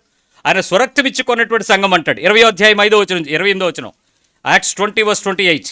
ప్రభువు తన స్వరక్తం ఇచ్చి సంపాదించిన తన సంఘమునకు కాయుటకు. ఏంటట? ఎలా సంపాదించాడు సంఘాన్ని? తన స్వరక్తమిచ్చి సంపాదించినటువంటి అనేటువంటి పదం వాడుతూ తన సంఘమును కాయుటకు పరిశుద్ధాత్మ మిమ్మును దేనియందు అధ్యక్షులనుగా ఉంచెను. ఆ యావత్తు మందను గూర్చియు, ఆ యావత్తు ప్రజలను గూర్చి అనలేదు. ఏమన్నాడు అక్కడ? మందను గూర్చియు. మంద అనే పదం దేనికి సంబంధించింది? పశువులకు సంబంధించింది, గొర్రెలకు సంబంధించింది. జనమును కలిపి దాన్ని ఏమన్నాడు ఆయన? మంద, యావత్ మంద. అంటే ఇప్పుడు మనల్ని ఏమన్నాడు? గొర్రెలకు కాపరిగా ఆయన ఉండడం ద్వారా ప్రజలు సమీకరించి ఒక చోటకు చేర్చబడి ఆ ప్రదేశంలో దేవుని యొక్క మాటకు కట్టుబడినటువంటి, ఏర్పరచబడినటువంటి, స్వరక్తం ఇచ్చి కొనినటువంటి సంఘము. చర్చిని వెళ్ళిపోవటం పెద్ద విషయమేమి కాదు. అసలు ఆ చర్చి తాలూకా విలువ ఏంటో, ఆ చర్చికి నేనేంటో, ఆ చర్చికి నా ద్వారా ఏంటో, నేను ఆ మందిరంలోకి ఉండటం ద్వారా దేవుని మాట ద్వారా నా బతుకేంటో అది తెలుసుకోకుండా నువ్వు వెళ్ళిపోతే అది ప్రమాదం అని హెచ్చరిస్తున్నాను. చర్చి మారచ్చు, చర్చికి వెళ్ళిపోయే పరిస్థితి. అవును, ఇప్పుడు నువ్వు యూకేజీలో ఉంటే నీకు బేసిక్స్ నేర్పించడం తప్పలేదు. నువ్వు ఇంటర్మీడియట్ స్టేజ్లోకి వచ్చాక కూడా నీకు ఏబీసీలు దిద్దిస్తాను ఇక్కడ కూర్చోబెట్టి అంటే నీకు ఇక్కడ ఎందుకు? ఇక్కడ ఖచ్చితంగా నీ అభివృద్ధికి తగినట్టు వాక్యం ఉండాలి అక్కడ. లేకపోతే నీ ఎముకలు క్షీణించిపోతాయి, నీ శరీరం రూపాంతరం చెందదు. అలాగే నేను ఏ ప్రొఫెసర్గా నేను థీసిస్ సబ్మిట్ చేసే స్థాయికి రీసెర్చ్ స్కాలర్గా ఉన్నానంటే నీకు ఎలిమెంటరీ స్కూల్లో కూర్చోబెడతావా? ఎప్పుడు చూసినా అదే బాధ చెప్పి నువ్వు ఇక్కడే ఉండాలి, ఎక్కడికి వెళ్ళడానికి కూడదు, నీ దశంభాగం ఇక్కడే ఇవ్వాలి, నీ పెళ్ళి ఇక్కడే జరగాలి, నీ సాగుకు నేనే కప్పెట్టాలి. ఇక ఎప్పటికి నువ్వు ఎదుగుతావు? ఎప్పటికి విశ్వాసంలో పరిపూర్ణతలు అవుతావు? నీ రూపాంతరం ఎప్పుడు జరుగుద్ది? నీ అవసరం ఏంటి? సంఘము నిన్ను పోషించేదైతే డెఫినెట్గా నువ్వు అక్కడే ఉండు. సంఘము నిన్ను బలపరిచేదైతే డెఫినెట్గా అక్కడే ఎదుగు. సంఘము నిన్ను ప్రోత్సహించేదైతే అక్కడే ఉండు. నీ క్రియలను మార్చి, నీ బుద్ధిని మార్చి, నిన్ను హెచ్చరించి, నిన్ను దిద్దుబాటు చేసి, నిన్ను ఆత్మీయతలో వరవడిలో యేసుక్రీస్తు రూపంలోనికి నిన్ను తీసుకొచ్చిందా ఆ సంఘం మార్కు. అంతేగాని అక్కడికి వెళ్ళడం వల్ల నాకు ఏంట్రా లాభం అని వెనక్కి తిరిగి చూస్తే, మీ సంఘం వల్ల మీకు ఏంటి లాభం అంటే ఏం చెప్తారు మీరు? దేవుని వాక్యము ద్వారా నీ బ్రతుకుకి ఈ సంఘము ఎంత మేలు, నీ జీవితానికి దేవుని వాక్యం ద్వారా ఎంత పరిణితి అని అడిగితే మీ చర్చ్ గురించి మీరు ఒక పేజీ రాయగలరా? ఈ వచనాలను బట్టి, ఈ బోధను బట్టి, ఈ హెచ్చరికలను బట్టి, పలానా రోజు పలానా విషయాన్ని బట్టి నా బ్రతుకు, నా పిల్లల బ్రతుకు, నా భర్తతో నా జీవితం, నా పొరుగువాడితో నా జీవితం, నా ఆఫీస్లో నా జీవితం, నా కుటుంబాల మధ్యలో ఈ స్థాయిలో అంటే నేను దండం పెట్టి చెప్తాను. ఇంత మాట విని కూడా మారని మరుగుజ్జులు, పనికిమాలిన చెట్లు, ఎండిపోయిన మోళ్ళు, గాలికి చెదరబట్టుకునే ఆకులు ప్రతి సంఘంలో చెత్త విస్తారంగా ఉంటుంది, డౌటే లేదు. అలాంటి చెత్తను చూడకండి, అలాంటి పనికిమాలను చూడకండి. కనీసం ప్రయోజనకరమైన పరిస్థితుల్లో ఏముందో చూసుకో. ఈ సంఘం నీకేం ఉపయోగపడింది? ఈరోజు నేను అడుగుతున్నాను, నా బోధ నీకేం ఉపయోగపడింది? నా బ్రతుకు నీకేం ఉపయోగపడింది? ఇక్కడ నుంచి బోధిస్తున్నటువంటి ఆత్మీయ మాటలు, దేవుని యొక్క వాక్యపు విశ్వాసపు వరవడి నీ విశ్వాస జీవితాన్ని ఏమైనా ప్రయోజనకరమైన స్థితికి ఒక మెట్టు ఎక్కించగలిగిందా? ఒకవేళ అలా ఎక్కించలేకపోతే మారిపోండి, చర్చి వదిలేసి వెళ్ళిపోండి, ఉండొద్దు, కూర్చోవద్దు ఇక్కడ. ఈ ప్లేస్ ఇంకొకరికి ఇచ్చేద్దాం. ఒకవేళ నేను చెప్పే బోధ వాళ్ళకి బేసిక్స్ అయితే ఆ బేసిక్స్ నేర్చుకునేందుకు మరొకటి పంపిస్తాడు దేవుడు. ఈ నింపేసి చెత్త విస్తారంగా వేసుకుని కూర్చోవటం ఎందుకు? ఇక్కడ 500 మంది ఉంటారు, 400 మంది ఉంటారు, ఎందుకు ఆ మాటలు? దండక కదా మీరు కూర్చోవడం. బతుకులు వేస్ట్, మీ బతుకు మారదు, క్రియలు మారవు, మనుషులు మారరు, ఆలోచన మారదు, పాపము నుంచి విజయం పొందరు. మరి వాక్యం వల్ల ఉపయోగం ఏంటి? ఏముంది ఉపయోగం? విపరీతంగా తిని స్పిరిచువల్ ఒబెసిటీ ఏంటంటే బాగా చెప్తాడు మా అన్నయ్య, బాగా చెప్తాడు వాక్యం, ఎందుకు ఉపయోగం లేదు? అదే చెప్తున్నాడు ఇక్కడ. ఆ మాటకు ఉపయోగపడిన చెత్తను గురించి నేను మాట్లాడట్లా. ఆ పరిమాణం ఎప్పుడూ ఉండదు, అది ఎప్పుడూ ఎరువుకు ఉపయోగపడద్ది, ఫలానికి ఉపయోగపడదు. నేను మళ్ళీ చెప్తున్నాను, అంటు కట్టబడి ఉంటే ఆ కొమ్మకి ఏమొస్తాయి? ఫలాలు వస్తాయి. ఒకవేళ అంటు కట్టకపోతే ఆ కొమ్మకి మంట వస్తుంది. ఏం చేస్తాడు? దాన్ని కత్తిరించి అగ్నిలో తగలబెడతాడు. నువ్వు తగలబట్టడానికి ఉపయోగపడే కట్టిగా బతుకుతావు, ఫలాలు తెచ్చే మొక్కగా బతకవు. కాబట్టి నీ బతుకులో ఉపయోగం లేని నీ జీవితం ఎంతకాలం బతికితే సంఘంలో గొప్పగా ఉంటే ఉపయోగం ఏంటి? చూడండి, ఇంకా కిందకి చెప్తాను. స్వరక్తమిచ్చి కొన్న సంఘం, ఎఫ్సి పత్రిక 1వ అధ్యాయం 22-23 వచనాలు. ఎఫిషియన్స్ 1:22-23. మరియు సమస్తమును ఆయన పాదముల క్రింద ఉంచి, సమస్తము ఆయన పాదాల కింద ఉంచి, సమస్తము పైన ఆయనను సంఘమునకు శిరస్సుగా నియమించెను. సమస్తము పైన ఆయనను సంఘమునకు శిరస్సుగా నియమించెను. ఆ సంఘము ఆయన శరీరం. ఆ సంఘము ఆయన శరీరము. సమస్తమును పూర్తిగా నింపుచున్న వాని సంపూర్ణత అయి ఉన్నది. సంఘం ఏంటి ఇప్పుడు? ఆయన శరీరం. నువ్వు చర్చి మారిపోవడం ఈజీయే. ఇది వదిలేసి ఇంకో చోటకి వెళ్ళిపోవడం చాలా సింపుల్. నీకు బాగా చప్పట్లు కొట్టే ప్లేస్కి వెళ్ళిపోవడం బెటరు. నీకు కావాల్సిన సోఫా సెట్ వేసి దాని మీద కూర్చోబెట్టి నీకు దండలేసి సాల్వలు కప్పి అయ్యగారు అని పొగేస్తే నీకు బెటరే. కానీ సంఘము యేసుక్రీస్తు సారూప్యంలోనికి రానివ్వకుండా చేసే ప్లేస్కి వెళ్తున్నావా? యేసుక్రీస్తు రూపంలోనికి మారడానికి అయ్యో నేను ఇలా ఉన్నానే, దౌర్భాగ్యంగా ఉన్నానని దుఃఖపడే ప్లేస్లో నిలబడుతున్నావో తెలుసుకో. ఆయన శరీరము, సంఘము క్రీస్తు శరీరం క్లియర్గా చెప్తుంది ఇక్కడ. ఆయన శిరస్సుగా ఉండి సంఘము ఆయన శరీరము. దిస్ ఇస్ ద బాడీ, ఆయన శరీరం ఇది. ఇక్కడ కూర్చుని నువ్వు ఒక శరీరంలో అవయవాలు ఎన్ని ఉంటాయో మీరందరూ ఆయా పార్ట్ల అవయవాలు. ఒక పనికిమాలిన కొన్ని అవయవాలు ఉంటాయి. అపెండిక్స్ కడుపులో ఉంటుంది, అపెండిసైటిస్. దాన్ని ఏం చేస్తారు? కొద్ది రోజుల తర్వాత మాట్లాడితే ఇన్ఫెక్షన్ ఇస్తుందే, ఆపరేషన్ చేసి తీసి పడేస్తారు. కొన్ని పనికిమాలిన విషయాలు. సో ఏంటి ఆ పనికిమాలినవి? ఏంటి ఆ బలహీనతలు ఏంటి? ఎక్కడున్నాయి? వాటన్నిటిలోనూ ఎలా ఉన్నావో ఒకసారి తేల్చుకో. స్వరక్త ఆయన శరీరము ఆయన శిరస్సు అని చెప్తున్నాడు. 5వ అధ్యాయం 30 వచనం ఎఫిషియన్స్ 5:30. మనం క్రీస్తు శరీరమునకు అవయవములై ఉన్నాము. ఇప్పుడు చెప్పండి, మీరందరూ ఏమయ్యారు? ఇప్పుడు శరీరానికి అవయవమై ఉన్నారు. కనుక అలాగే క్రీస్తు కూడా సంఘమును పోషించి సంరక్షించుచున్నాడు. సంఘమును క్రీస్తు పోషించి ఏం చేస్తున్నాడు? దాన్ని సంరక్షించుచున్నాడు. ఈరోజు నువ్వు నేను బతుకుతున్నావంటే నీ చలవ కాదు, నా ప్రేమ కాదు, ఆయన కాపుదల. ఆయన మనల్ని సంరక్షిస్తున్నాడు, ఆయన పోషిస్తున్నాడు, ఆయన కాపాడుతున్నాడు. ఆయన కాపాడుతూ పరిస్థితుల్ని దీన్ని సిద్ధపరచుకుంటున్నాడు అని అంటే, దాన్ని వదలాలి అని అంటే అప్పుడు నీ ధైర్యం ఎంత అయి ఉండాలి? నేను నిన్ను ఎప్పుడు మారమన్నాను? ఎందుకు మారమన్నాను? ఎలా మారమన్నాను? ఆ తప్పిపోయినది యేసు ప్రభు చేతిలో పడటానికి ఇష్టమైనప్పుడు తీసుకెళ్ళిపోతాడు. ఆయన దగ్గర ఉంచుకుంటాడు, ఆయన మాట వినేలా చేస్తాడు. అది చిన్న మంది అవ్వచ్చు, పెద్ద మంది అవ్వచ్చు, కానీ గుంపులో జనంలో మాత్రం దాన్ని తోసిపెట్టడు. ప్రత్యేకించి పేరు పెట్టి పిలిచేలాగా, మాట వినేలాగా, బ్రతుకు మార్చేలాగా, క్రియలు దిద్దుకునేలాగా, చూపు మారేలాగా, ఉద్దేశం మారేలాగా, ధోరణి మారేలాగా, ఆలోచన మారేలాగా అతని శరీరం అంతటి మీద దేవుని యొక్క ప్రేమకు తను మార్చుకునే స్థాయికి ఎదుగుతాడు. నేను చాలామందిని చూశాను, వాక్యములో ఎదగరు కానీ సిద్ధాంతాలకి, కట్టడలకు, కండిషన్లకు మాత్రం చచ్చి వణికిపోద్దండి. అమ్మో మా అయ్యగారు అంటారు. అంటే మీరు బైబిల్ అని అంటే అవన్నీ మాకు తెలియదండి, మా అయ్యగారు ఇలాగే చెప్పారండి, మా అమ్మగారు ఇలాగే చెప్పమన్నారండి, మా పెద్దలు ఇలాగే ఉంటారండి. అంటే నువ్వు దేవునికి భయపడవా? లేదు, భయపడమండి, వాళ్ళే మాకు దేవుళ్ళండి. సో సంఘములో నుంచి నువ్వు వెళ్ళవలసిన అవసరం వచ్చినప్పుడు వెళ్ళిపో, కానీ ఆ సంఘము యొక్క విలువను మర్చిపోకుండా వెళ్ళు. ఆ సంఘము యేసు ప్రభు ఇంతగా ప్రేమించి దాన్ని దాచి దానిలోకి నిన్ను పెడితే నీ సభ్యత్వం వల్ల ఇంకొకటి సభ్యుడు పాడైపోకుండా చూసుకో. ఒక చెడిపోయిన టమాటాని 100 మంచి టమాటాల దగ్గర పెడితే ఏమవుద్ది? ఒక బంగాళదుంప చెడిపోతే దాన్ని తీసుకెళ్ళి ఇంకెక్కడైనా కూరగాయల దగ్గర పెట్టండి, ఏమవుతాయి? ఆ కూరగాయలన్నింటినీ పాడు చేసేది. నీ వల్ల బాగా చెడా? నేను టమాటాల గురించి మాట్లాడలే, నీ గురించి మాట్లాడుతున్నా. నీ వల్ల మేలా కీడా? నీ వల్ల సంతోషమా శ్రమ? నువ్వు రావడం వల్ల కొన్ని ఉంటాయి గుడ్ ఫర్ నథింగ్, మంచివే కానీ ఏ ఉపయోగం ఉండదు. ఇంకొక విషయం చెప్పాలంటే మాత్రం భయమే. మేము జాగ్రత్తగా ఉంటాం, మనుషులు జాగ్రత్త పడుతూ ఉంటారు, మన ఉనికి జాగ్రత్తగా ఉండాలి. ఎందుకనంటే దానివల్ల ప్రయోజనం లేదు, ఇతర శరీరానికి ఉపయోగపడదు, ఇతర సంఘానికి నీ కీలు గట్టిగా పట్టుకుని నిలబెట్టడానికి కానీ బలపరచడానికి కానీ క్రీస్తు మహిమ తీసుకురావడానికి ఉపయోగపడదు. సో ఆ తప్పిపోయిన ఒక్క గొర్రెపిల్ల చాలా పెద్ద విషయాలనే మాట్లాడుతుంది, సవాలు చేస్తుంది. కాబట్టి నీ హృదయాన్ని నువ్వు అర్థం చేసుకో. ఒకవేళ నీవు కూడా దేవుని స్వరం వింటూ తప్పిపోతున్నావేమో, ఎప్పుడు తప్పిపోతావో తెలుసా? ఇంకో కాపరి వచ్చి ఈ కాపరి లాంటి స్వరాన్ని మీకు వినిపిస్తున్నాడు అనుకోండి, కొన్నిసార్లు చెవులు మోసం చేస్తాయి. సరిగ్గా వినడం తెలియక తప్పు జరిగే అవకాశాలు ఉంటాయి. అది ఇంకో ఉపమానం వస్తుంది, ఆ అవమానం వచ్చినప్పుడు యోహాను సువార్త వెళ్ళినప్పుడు మనం దాని గురించి చూద్దాం. అయితే వాస్తవంగా అర్థం చేసుకో, దేవుని యొక్క మాట నీ దగ్గరకు వచ్చి తప్పిపోయినటువంటి గొర్రెలు ఉన్నాయి. ఒకవేళ నువ్వు తప్పిపోయి నిజంగా వాక్యం కొరకు ఆశగా తప్పిపోయి ఉంటే ఆయన భుజాల మీద ఎక్కించుకుంటాడు, నిన్ను చేర్చుకుంటాడు, నీకు బోధిస్తాడు, నిన్ను బలపరుస్తాడు, నిన్ను సంఘంలో స్థిరంగా ఉంచుతాడు. ఒకవేళ ఆ పరిస్థితుల్లోనే తప్పిపోయిన సంఘంలోనే నీ పారు మనసు అక్కర్లేని 99 నీతివంతులాగా ఉండిపోదాం అనుకుంటే నీ జోలుకు కూడా యేసుప్రభు రాడు. నేను అక్కడే ఉంచమంటాడు. నువ్వు అక్కడ ఉండడమే బెటర్. ఎందుకంటే నీ వల్ల మిగిలిన సంఘానికి ఏమవుద్ది? హాని కలుగుద్ది. నువ్వు క్రైస్తవులుగా బ్యానర్ పెట్టుకుని బతికేసాయి. నిజంగా ఆలోచించండి, ఇలాంటి సంఘాలు ఇన్ని కనపట్లేదు మనకి.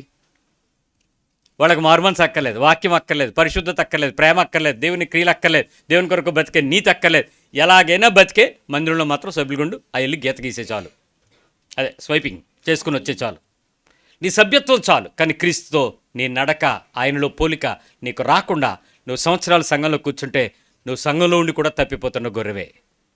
నేను ఈ విషయాన్ని బాధతో కూడా చెప్తున్నాను. నీ వలన సంఘానికి ఉపయోగం లేనప్పుడు, నీ జీవితం వల్ల మార్పు తెచ్చుకునేంత వాక్యములకు నీ హృదయం రానప్పుడు, నిన్ను చూపించి ఇదిగో ఈ సంఘంలో ఇంత మేలైనటువంటి వ్యక్తి అని చెప్పలేనప్పుడు, నీ క్రియ మారినప్పుడు, నీ ఆలోచన పద్ధతుల్లో నువ్వు మారలేనప్పుడు నువ్వు తప్పిపోయిన గొర్రెవే. కనీసం క్రీస్తు వైపోయినా చూడు, దేవుని మాటకైనా ఆశపడు, ఆ మాట ద్వారానైనా బతుకు, ఆ మాట కోసమైనా బతకడానికి ఇష్టపడు. ప్రార్థన చేద్దాం.